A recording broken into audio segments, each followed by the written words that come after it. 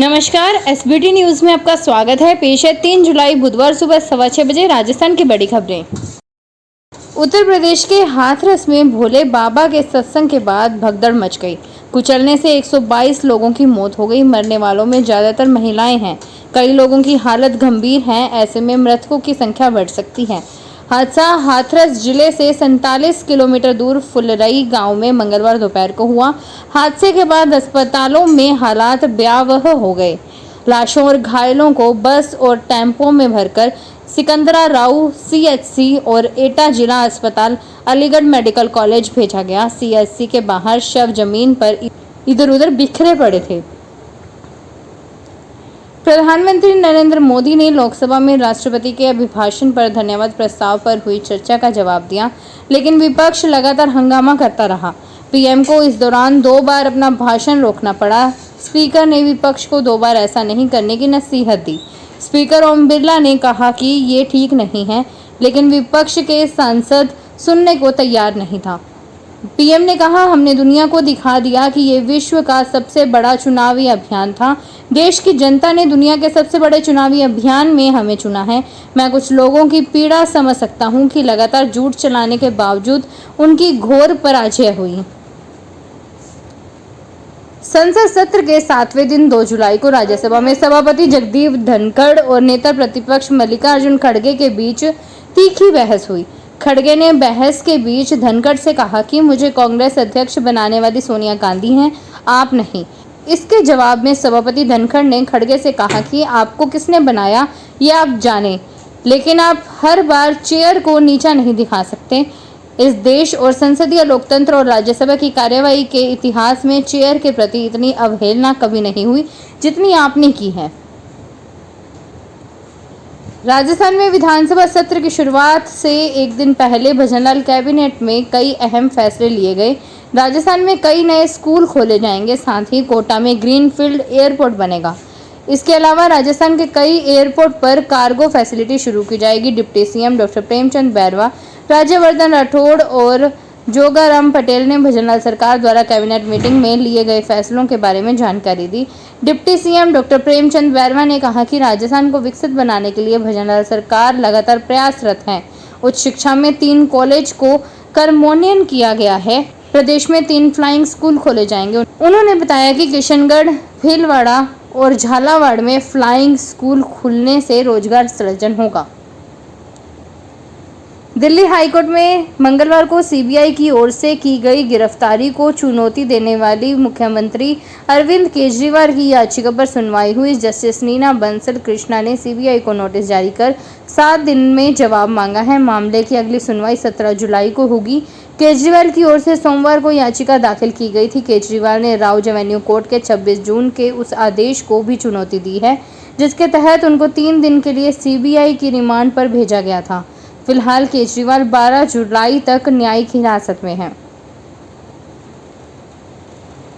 केंद्र सरकार ने जीएसटी का डेटा रिलीज करना बंद कर दिया है। जीएसटी लागू होने के बाद सरकार हर महीने की पहली तारीख को इसका डेटा जारी करती थी। 74 महीने से ऐसा किया जा रहा था। केंद्र की ओर से मासिक डेटा जारी करना बंद करने का कोई कारण नहीं बताया गया है। सरकार ने 1 जुलाई 2017 को देश भर में जीएसटी लागू किया था। इसके बाद केंद्र और राज्य सरकारों के 17 करों और 13 उपकरों को हटा दिया गया था। जीएसटी के 7 साल पूरे होने पर वित्त मंत्रालय ने पिछले 7 वर्षों के दौरान हासिल की गई उपलब्धियों को लेकर पोस्ट किया।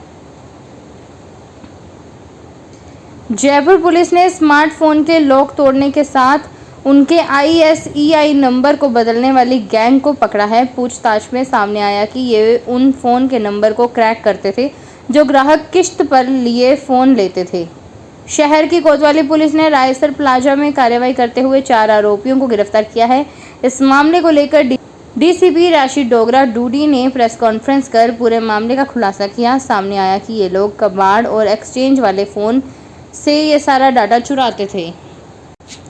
राजस्थान में भजनलाल सरकार की 3.5 महीने बाद मंगलवार को हुई कैबिनेट बैठक में कई बड़े फैसले लिए गए।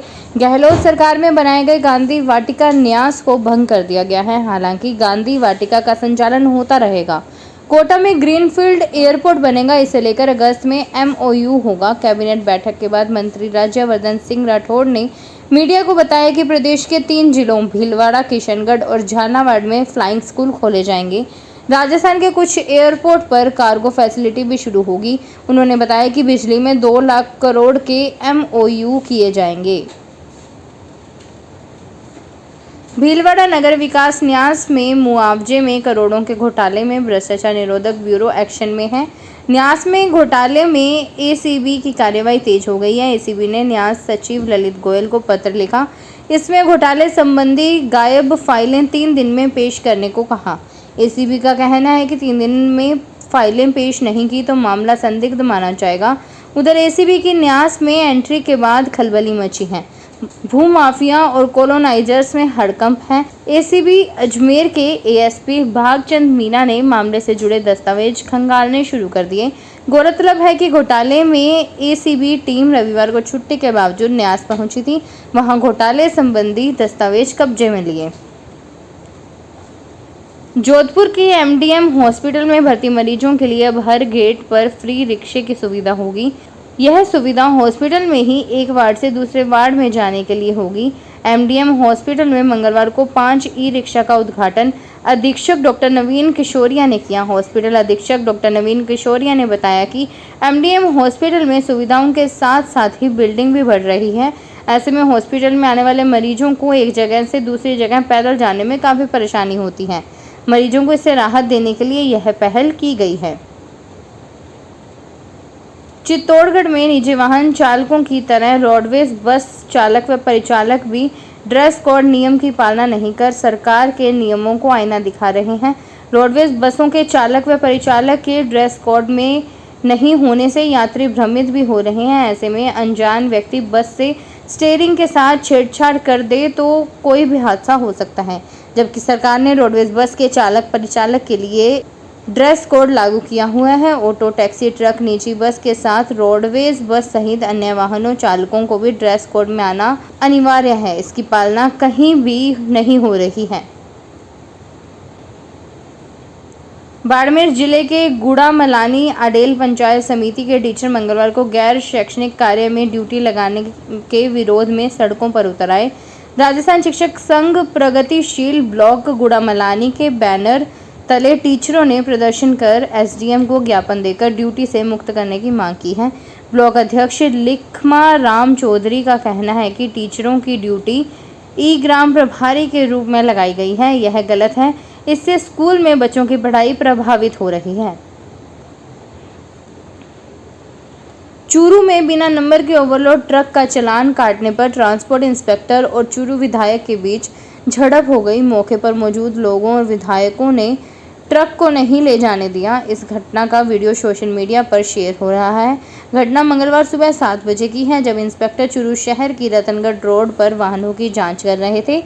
जानकारी के अनुसार ट्रांसपोर्ट इंस्पेक्टर रॉबिन सिंह ने मंगलवार सुबह चूरू शहर की रतनगढ़ रोड पर वाहनों की जांच कर रहे थे।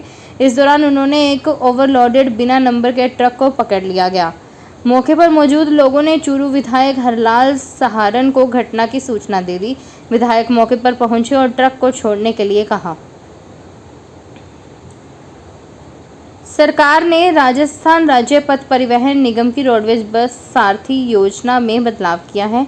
अब इस योजना के तहत प्रदेश के 52 डिपो में ब्लैक लिस्टेड सारथी को एक बार फिर से सरकार ने मौका देते हुए दोबारा आवेदन करने के लिए कहा है। बशर्ते ब्लैक लिस्टेड होने के पश्चात पुनः आवेदन करने पर बस सारथी को पूर्व में जमा कराई गई धरोहर राशि की 2 गुना धरोहर राशि निगम कोष में जमा करवाना आवश्यक होगा।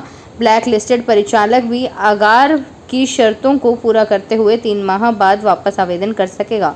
बूंदी में वर्तमान में 13 बस सारथी कार्यरत है, जबकि मुख्यालय के अनुसार यहां 25 सारथी की अनुमति है। जालौर में पाम ऑयल से घी बनाने की आशंका को लेकर खाद्य सुरक्षा टीम ने कार्रवाई की है।